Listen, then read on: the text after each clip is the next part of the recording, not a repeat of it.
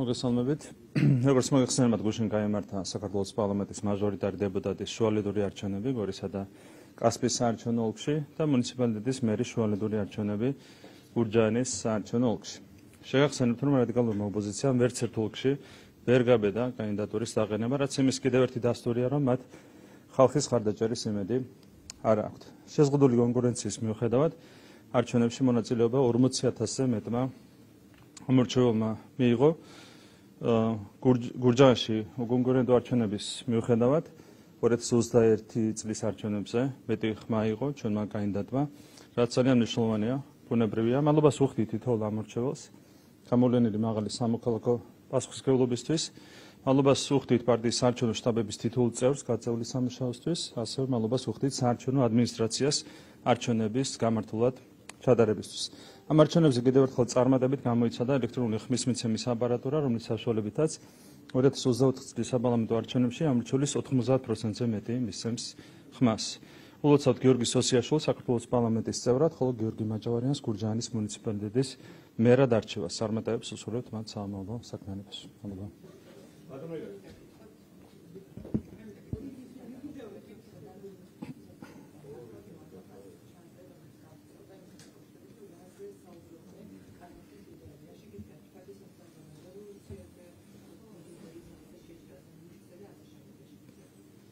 მე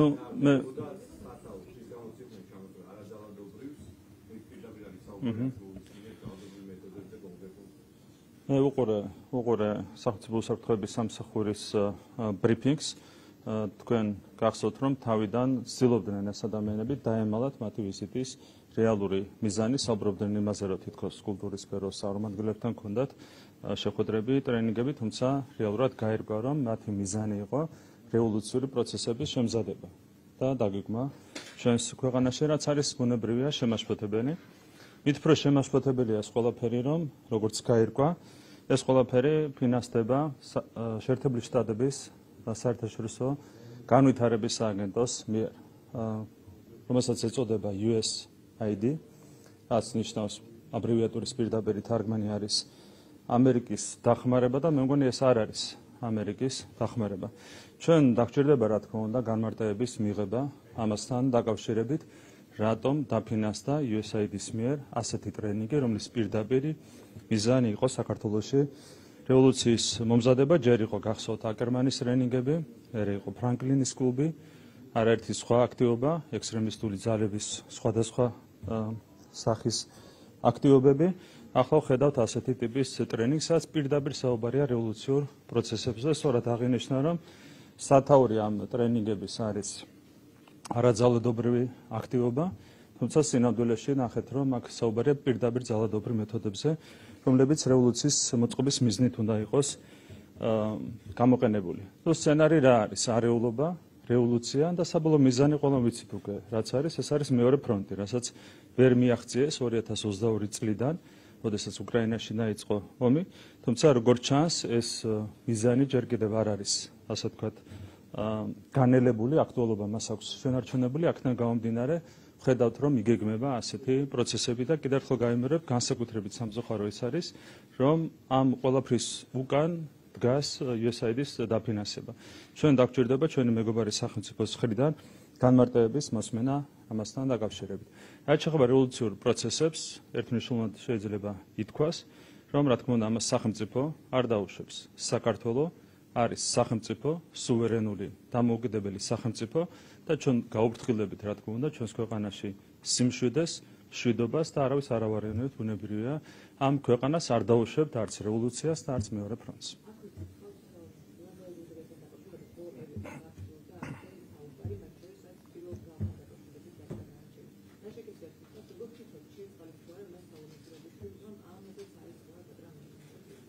ნახეთ მაგალითად ოპოზიციის ერთ-ერთი ლიდერი, სხვათა შორის ზურაბიშვილის მიერ შეწყალებული გვარამია პირდაპირ საუბრობდა იმაზე, რომ ზურაბიშვილმა უნდა შეიწყალოს გრიგორიადისი, რაც პირდაპირ დაკავშირებულია იმ, ასე ვთქვათ, ინფორმაციასთან, რომელიც დღეს მოვისმინეთ ჩვენ სახელმწიფო უსაფრთხოების სამსახურის მხრიდან.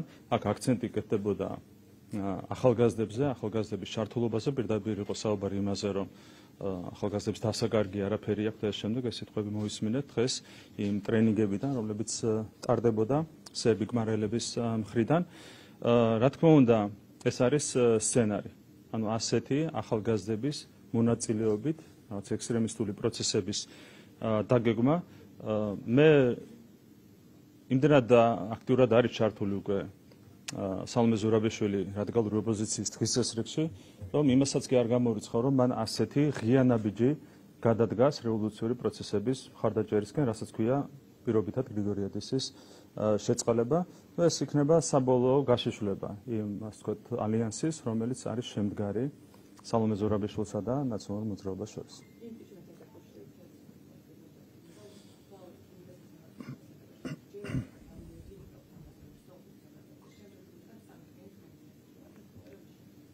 ხვალ გაიმართება პროცესი იმპიჩმენტის საკითხთან დაკავშირებით საკონსტიტუციო სასამართლოში. 5 დეპუტატი იქნებით წარმომადგენლები იმ 90-იანი ჯგუფის, რომელმაც შეიტანა ოფიციალურად იმპიჩმენტის თაობაზე წარდგინება საკონსტიტუციო სასამართლოში და ჩვენ პირადად მივიღებთ მონაწილეობას 5-ვე პარლამენტის წევრი პირადად მივიღებთ მონაწილეობას ბათუმში ამ პროცესში. მოლოდის რაც შეეხება კიდევ ერთხელ გავიმეორებ, რაც არაერთხელ მithქვამს, ეს არის პირველი კურსის, პირველი ლექციის კაზუსი. ეს არის უმარტივესი კაზუსი, რომლის ამოხსნას არ ესაჯორიება რაიმე განსაკუთრებული კვალიფიკაცია, არ ჭირდება განსაკუთრებული იურიდიული კვალიფიკაციაც კი ამ კაზუსის ამოხსნას. აქედან გამომდინარე, რა თქმა უნდა, ჩვენი მოლოდინი არის ოპტიმისტური.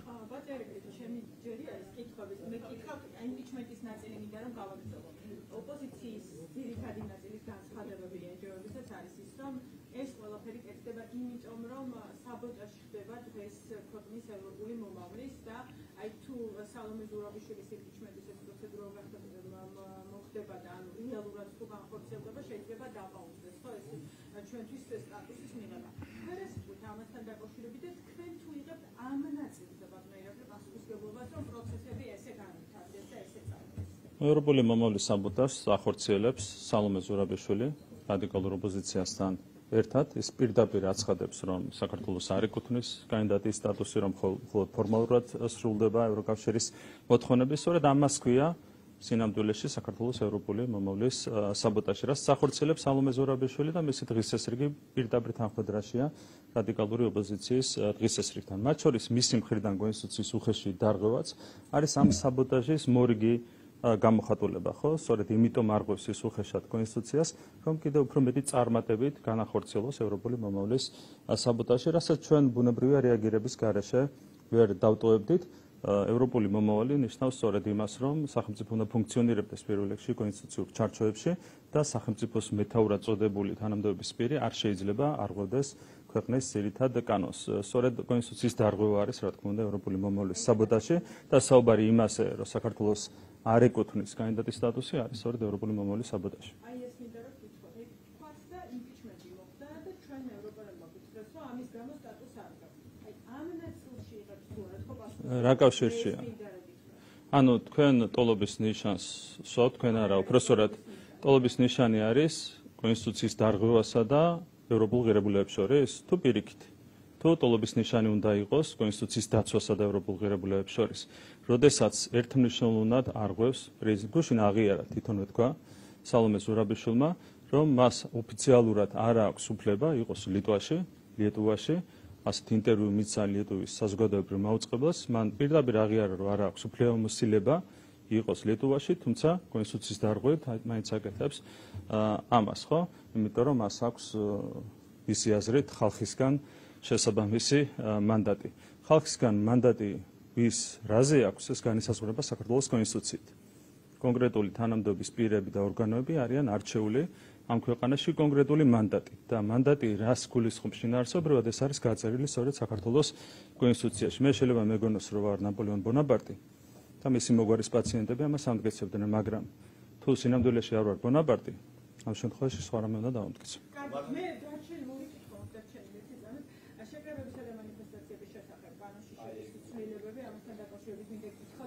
მოკლედ ერთი ამბავი არტილი არა ერთი განცხადება ვნახეთ ჩვენ, რომ ეს კიდევ მორიგი ერთი რუსული კანონი არის, ეს იყო მაგალითად ოპოზიციამ განცხადებას გაავრცელა ნაწილმა ოპოზიციის და ასე შემდეგ, რომ სიტყვისა და გამოხატვის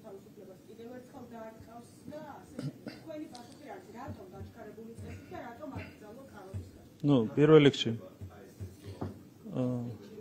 კი, კარვების გაშლა შეგრების ჩატარების დროს დაშვებული იქნება. დაშვებული იქნება იმ შემთხვევაში, თუ ამას აქვს არსებითი მნიშვნელობა შეგრების სათანადოდ ჩატარებისთვის.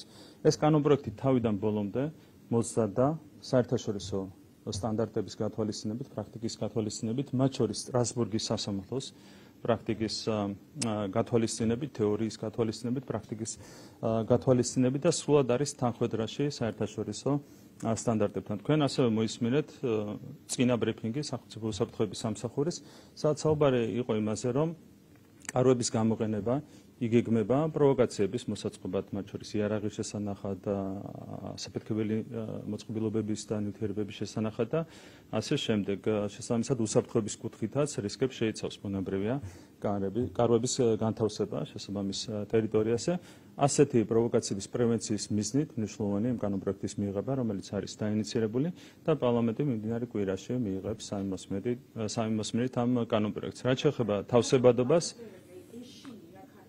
არა, პირდაპირ ინფორმაცია იმასთან დაკავშირებით, რომ ის რევოლუციური პროცესები, რომლებზეც დეტალური ინფორმაცია დღესაც მოვისმინეთ, იგეგმება სწორედ ოქტომბრიდან ნოემბერ-დეკემბრის ჩათვლით. აქედან გამომდინარე, რა თქმა უნდა, დაჩქარებას აქვს თავისი ლოგიკური საფუძველი. ბუნებრივია ოპოზიცია სუსტია, მაგრამ ამ სისუსტის პირობებში პროვოკაციების რისკი, რა თქმა უნდა, მატულობს. დღევანდელი არჩევნების შედეგებიც ამის დასტურია, ხო? ოპოზიციამ ვერ გაბედა არჩევნებში მონაწილეობა, აბსოლუტურად დაცემულია მათი რეიტინგი, არ აქვს სახალხო მხარდაჭერა.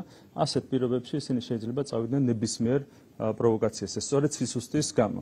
და რა თქმა უნდა, აქ ჩვენ გვჭირდება პრევენციული ზომების მიღება და ეს კანონპროექტი ზუსტად ამას ემსახურება. და ერთი კითხვას დამჭირდა 11 წელი ქართული ოცნების გუშინ და დავამთავრებ თქვენი შეფასებამდე, რომ მაგალითად გუშინ ქონდა ოპოზიციის ბრიფინგები, რომ ამბობდნენ, რომ მაგალითად ქუთაისში პარლამენტზე უარი თქვეს ამოვიდნენ პროექტები გააჩერეს და ასე შემდეგ შემოვლითიც და გააჩერეს თბილისის და აი თქვენ რას იკეთებთ? თქვენთვის როგორია პარტნიორები ეს 11 წელი რომ პირველ რიგში თქვენ გახსოვთ 2012 წლამდე რა მდგომარეობა იყო ტოტალური შიში, ნული თავისუფლება ციხეებში და ციხეებს გარეთ ადამიანების წამება, თან სისტემური წამება, არაადამიანური მოპყრობა, გაუპატიურების არაერთი ფაქტი ციხეებში და ციხეებს გარეთ. ბიზნესის რეკეტი, რომელსაც ასევე სისტემური სახე ჰქონდა, ტელევიზიების მიტაცება, ყველა საერთო ეროვნული მაუწყებელი ჰქონდა მიტაცებული მაშინდელ მმართველ პარტიას და დაკარგეს ტერიტორიების 20%, 30,000 დევნილი, 400-ზე მეტი დაღუპული ადამიანი, ეს ხო წინა ხელისუფლების მმართველობის, ავტორიტარული მმართველობის შედეგები და ეს ყველაფერი რადიკალურად შეიცვალა 2012 წელს ბიძინა ივანიშვილის დამსახურებით, რომელიც სათავეში ჩაუდგა ამ პოლიტიკურ მოძრაობას და მან მოიტანა ფუნდამენტური გარდატეხა ჩვენს ქვეყანაში, კერძოდ პირველ რიგში დემოკრატიის და ადამიანის უფლებების მიმართულებით, იგივე პარლამენტს რო შეხედოთ. მაშინდელ პარლამენტში 2012 წლამდე წარმოდგენილი იყო 3-4 ოპოზიციონერი დეპუტატი, რეალური ოპოზიციონერი დეპუტატი, თარგამაძეებს არ ვთვლი, რა თქმა უნდა. რეალური ოპოზიციონერი დეპუტატი იყო წარმოდგენილი სულ 3-4.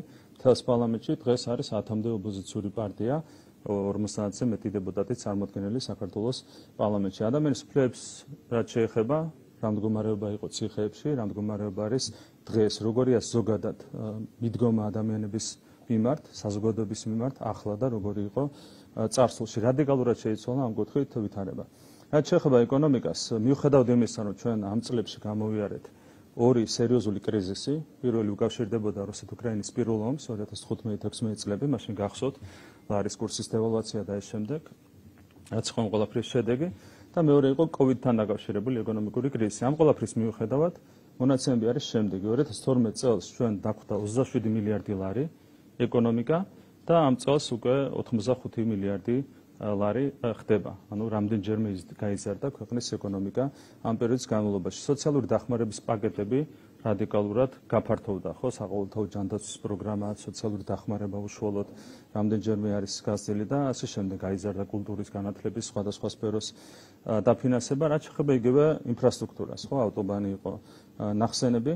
მთელი მათი ხელისუფლებაში ყოფნის განმავლობაში სულ დააგეს თბილისიდან იგივეთამდე თუ სვენეთამდე ავტობანი ყველაზე მარტივი მონაკვეთი, რაც იყო დაახლოებით თუ არ ვცდები 60 მაქსიმუმ 80 კილომეტრი, 60 კილომეტრი სავარაუდოდ.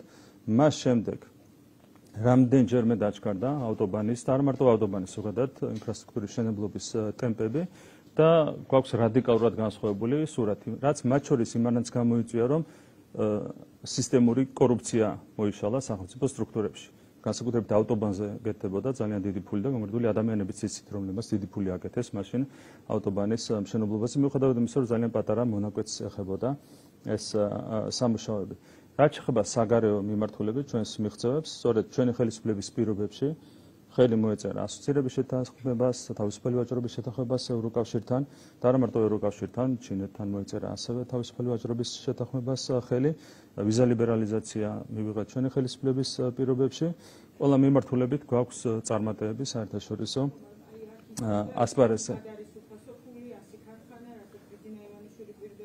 რეალურად არის არაერთი პროგრამა კონკრეტულად, მათ შორის სოფლის მეურნეობის მიმართულებით აწარმოეს საქართველოში და ეს შემდეგ, რომელიც გასცემს, ასეთი პრაქტიკა არ ყოფილა საქართველოში, რომელიც გასცემს იაპ კრედიტებს იმისათვის, რომ ადამიანებმა წარმატებით აწარმოონ სამეწარმეო საქმიანობა. ყველა მიმართულებით ადამიანზე არის და მათ შორის ბიზნესის წარმატებაზე ორიენტირებული სახელმწიფოს პოლიტიკა, განსხვავებით წინა ხელისუფლებისგან, რომელიც ბიზნესის რეკეტზე იყო თავიდან ბოლომდე ორიენტირებული. თითქმის ბიზნესმენი არ დატოვეს მაშინ ქვეყანაში, რომელიც რეკეტის მსხვერპლი არ იყო და უხეში ფაქტები არსებობდა, ადამიანები იყვნენ, რომლებსაც ერთლარად აყიდინეს მაგალითად, უბრალოდ მილიონად აყიდინეს ერთლარიანი ქონება და ეს შემდეგ.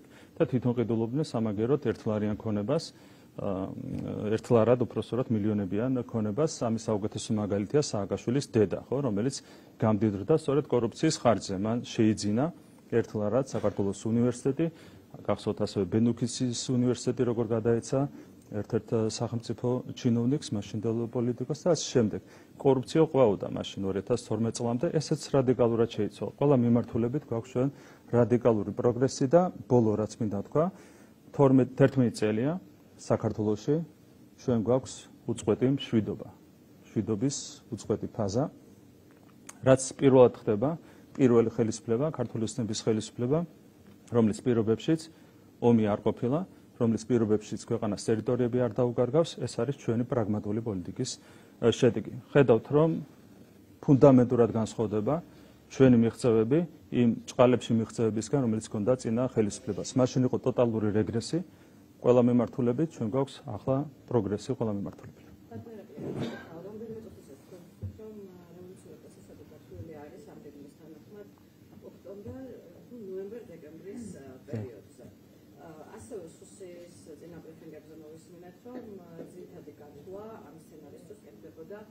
დაუშვათ ევროკომისიის სავარაუდო უარზე. ოქტომბრის ბოლოს ჩვენი ველით ანგარის შეფასების, თუმცა ვიცით, რომ საბოლოო გადაწყვეტილება უნდა იყოს მიღებული დეკემბერში. ან როგორ ვთქვათ, ამ განვითარებული პროცესებზე ქვეყანაში იქნება დამოკიდებული საბოლოო ჯამში საბჭოს გადაწყვეტილება, თუ უნდა ვალოდოთ, რომ მაგალითად რამდენი შეიძლება ვალოდოთ იმას, რომ მაგალითად კომისიის და საბჭოს კომისიის პოზიცია და საბჭოს გადაწყვეტილება იყოს ერთმანეთისგან. რეალურად თავარი არის, რა თქმა უნდა, ევროპული საბჭოს გადაწყვეტილება. თუმცა ეს გადაწყვეტილება გამოქვეყნდება 15 დეკემბერს და 15 დეკემბერი არის დაგვიანებული, ახალი წელი ახლოვდება, ხალხში ნაკლებად არის ტემპერატურის აწევის განწყობა და ასე შემდეგ ზოგადადაც, ხო?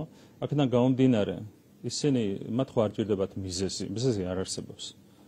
ახლა შარშანაც არ იყო არავითარი მიზეზი, ხო? დსთ-ს წევრ მოლდოვას მიანიჭეს კანდიდატის სტატუსი და საქართველოს დატოვეს სტატუსის გარეშე. სად იყო მიზეზი? არავითარი მიზეზი არ არსებობდა, მაგრამ საბაბი გამოიყენეს იმისათვის, რომ ეცადათ შარშან ივნისში რევოლუციის მოწყობა. აქაც არ ჭირდებათ მათ მიზეზი, არანაირ მიზეზი ხო არ ჭირდებათ საერთოდ. მათ ჭირდებათ საბაბი და უბრალოდ შეიძლება საბაბად გამოიყენონ ის დოკუმენტი, რომელიც როგორც ითქვა 31 ოქტომბერს გამოქვეყნდება. ნახოთ, არაფრის თავი არ აქვთ, არაფრის რესურსი არ აქვთ, მაგრამ თავარია ჩვენ ზედმეტად არ დავიმშვიდოთ. თავი მაქსიმალური სიფრთხილე არის საჭირო, იმიტომ რომ კიდევ ერთხელ გავიმეორებ, კი არის სუსტი ეს ოპოზიცია, მაგრამ სწორედ ამ სისუსტეშია განსაკუთრებული რისკი, იმიტომ რომ სუსტი ადამიანი და სუსტი ადამიანების გაერთიანება ყველაფერზეა, ნებისმიერ პროვოკაციაზეა წამსვლელი. შეიძლება ერთ ნაწილს, ანუ გამოიყენა მაგალითად ოქტომბრის გადაწყვეტილება. თქვენ განსაკუთრებით გითხოვთ, რომ დადებითისკენ, ასე ვთქვათ, პოზიტიური მოლოდინებისკენ ხართ საქართველოს სტატუსის ნაწილში, რაც შეეხება დეკემბრის გადაწყვეტილებას. თუმცა ელით თუ არა განსაკუთრებულად ერთგვარ სტრუქტურის მაგალითად ოქტომბერში, რაც შეიძლება აქ პროცესებისთვის გახდეს. შარშანდელი გადაწყვეტილებიდან გამომდინარე ძალიან რთულია რაიმე პროგნოზის გაკეთება. ჩვენ რო ვიცოდეთ, რომ ცალსახად იქნება ობიექტური ის გადაწყვეტილება, რომელიც უნდა გამოქვეყნდეს, რა თქმა უნდა, მარტივად გავაკეთებდით პროგნოზს, მაგრამ შარშანდელი უსამართლო გადაწყვეტილებიდან გამომდინარე, რა თქმა უნდა, წელს ძალიან გვიჭირს პროგნოზის გაკეთება. მით უმეტეს, რომ გლობალური ომის პარტიის გავლენები ევროკავშირზე არის ძალიან სერიოზული და მარტივად შეუძლიათ იქ ასე ვთქვათ გავლენის მოხდენა იმ გადაწყვეტილებას, რომელიც მათ შორის ოქტომბერში უნდა გამოქვეყნდეს. ერთი ვარიანტია, რომ ოქტომბრის ბოლოს რაღაც უარყოფითი დასკვნით სადონ რევოლუციის მოწყობა, მერე დეკემბერში შეცვალონ გადაწყვეტილება მაინც მოგვანიჭონ კანდიდატის სტატუსი. ძალიან რთული გასათვლელია გამომდინარე იქიდან, რომ კიდევ ერთხელ გავიმეორებ, გარე ძალებისგან არის სერიოზული გავლენა ევროკავშირის სტრუქტურებზე. შესაბამისად, ჩვენი მხრიდან პროგნოზის გაკეთება არის ძალიან რთული.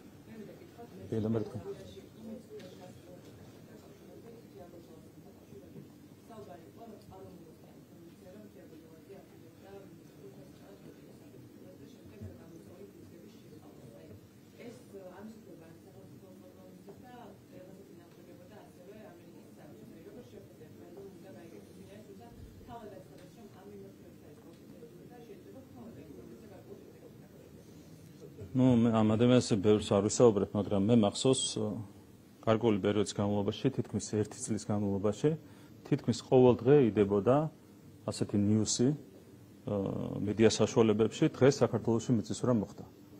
წარმოუდგენელია, როგორ შეიძლება ყოველ დღე ხდებოდეს მიწისძვრა ქვეყანაში, რომ ჩავეძიე, დავინტერესდი მე პირადად, რომ ჩავეძიე, გაირკვა, რომ ამ ნიუსებს, თურმე ადამიანებს, მედია საშუალებებს თეა გოდოლაძე. მიზანი რა არის, რომ ადამიანები უნდა დააზაფრო.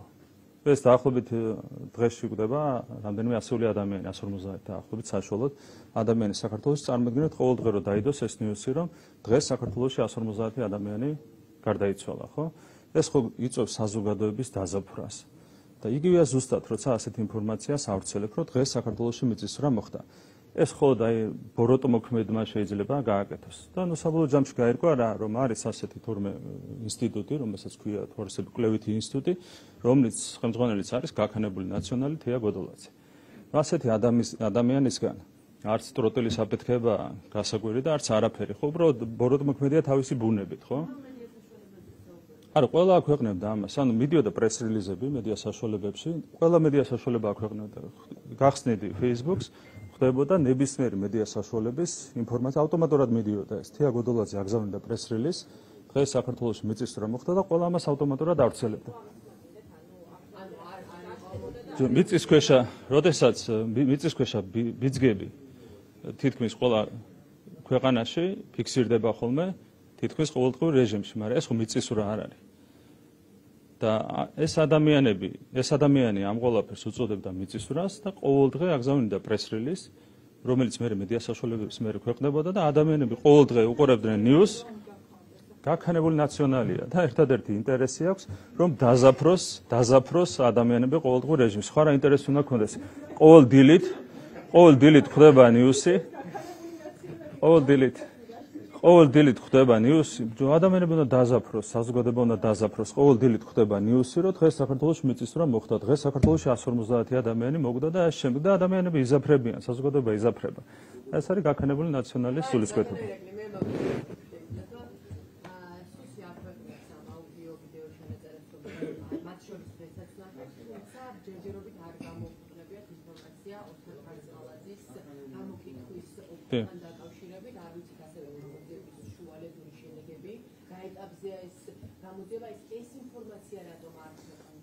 ალბათ პირველ რიგში სახელმწიფო საფრთხების სამსახური უნდა დაელოდოს ამერიკელი პარტნიორებისგან მიღებულ ინფორმაციას და მტკიცებულებს. სავარაუდოდ, როგორც კი ეს მტკიცებულები იქნება წარმოდგენილი, მაშინვე ალბათ გასაჯაროვდება შესაბამისი ინფორმაცია დაელოდოთ მოწოდებულ მტკიცებულებს. რა თქმა უნდა, ძალიან მაინტერესებს. ძალიან საინტერესოა. მით უმეტეს, რომ უკვე შემდგარ დანაშაულთან დაკავშირებით იყო ჩანაწერი სახელმწიფო დეპარტამენტის დოკუმენტში, ანუ გამოდის, რომ მათ უნდა ქონდეთ მტკიცებულები. უნდა დავალოდოთ, რა თქმა უნდა, პირველ რიგში მტკიცებულებს და მერე, რა თქმა უნდა, ეს მე დიდი იმედი მაქვს, რომ გასაჯაროვდება. თუმცა რა ინფორმაცია მიეწოდა თავად უკან პარსალადე, მეცეც ხომ საინტერესოა. ალბათ ჯობია ერთიანად გასაჯაროდეს, იმიტომ რომ პირველ რიგში მთავარია მტკიცებულებები, ხო? რაც საფუძვლად დაედო ამ გამოძიების დაწყებას, ალბათ პირველ რიგში უნდა იყოს წარმოდგენილი მტკიცებულებები და მე ყველაფერთან ერთად უნდა გასაჯაროდეს ეს ინფორმაცია.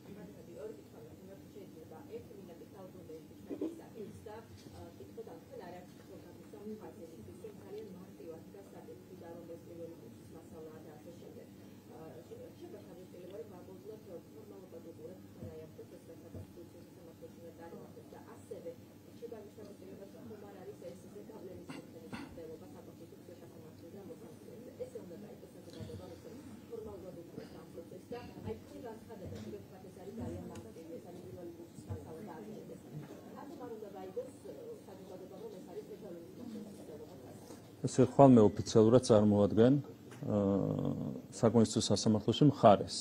ოფიციალურად ვარ წარმომადგენელი და ჩემი მიზანია გავლენის მოხდენა საკონსტიტუციო სასამართლოში. ამის უშ ჩავდივარ ხვალ ბათუმში, რომ გავლენა მოვახდინო საკონსტიტუციო სასამართლოს გადაწყვეტილებას. ეს არის ჩემი მისია.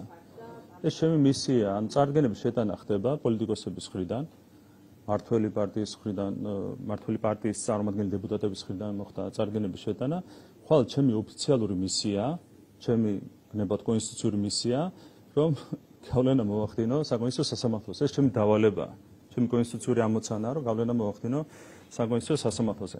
რაც შეეხება განცხადებებს იმასთან დაკავშირებით, რომ ეს არის უმარტივესი კაზუსი, ფორმალობა მაინც არ არის, რა თქმა უნდა, მარტივი კაზუსის ამოხსნაც არის არაფორმალური, არამედ მატერიალური, ასე ვთქვათ, ამოცანა, რომელიც აქვს საკონსტიტუციო სასამართლოს, მაგრამ არის მართლა უმარტივესი კაზუსი. აი მარტივად გეტყვით.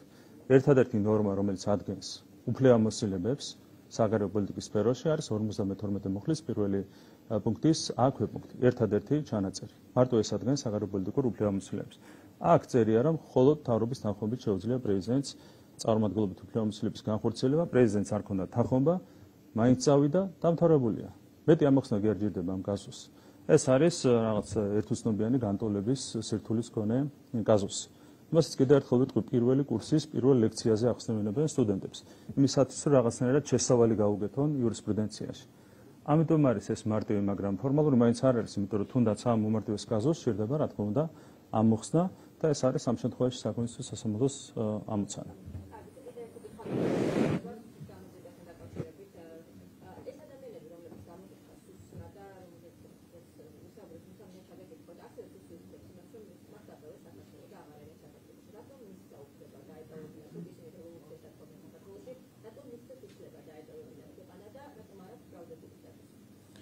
ნუ ეს არის შესაბამისი უწყების გადასაწყვეტი, ისინი კონკრეტული გარემოებების გათვალისწინებით იღებენ გადაწყვეტილებას იმის თაობას, თუ როდის დაატოვებინონ ქვეყანა კონკრეტულ ადამიანს, როდის შეუფარდონ ბრალი და ასე შემდეგ. შესაბამისი უწყება გაგცემთ ამაზე პასუხს. მე არ ვარ კომპეტენტური. მე ახლა მოვისმინე ბრიფინგი და რა ვიცი. მე ჩემი კომპეტენცია ეს არ არის. არა.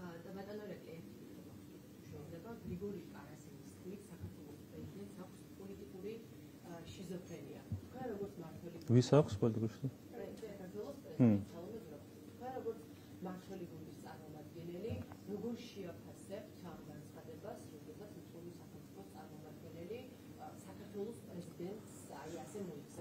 არ ვიცი, თქვენ დასდევთ ხოლმე რუსი პოლიტიკოსების განცხადებებს, მე საერთოდ არ დავსდევ და ჩვენ არ დავსდევთ რუსი პოლიტიკოსების განცხადებებს. ძალიან გიყვართ მათი ციტირება ყოველ შემთხვევაში. ჩვენ გვაქვს ჩვენი შეფასება სალომე ზურაბიშვილის მიმართ. ჩვენ კორექტული ვართ ხოლმე ჩვენს განცხადებებში, მიუხედავად იმისა, რომ ის დგავს უმძიმეს ნაბიჯებს, მართლა უმძიმეს ნაბიჯებს, სახელმწიფოს წინააღმდეგ მიმართულ ნაბიჯებს, ჩვენ ყოველთვის ვაკეთებთ ხოლმე კორექტულ შეფასებებს მასთან მიმართებით. ხო, არაკორექტული შეფასებები მიუღებელია ჩვენთვის ბუნებრივია.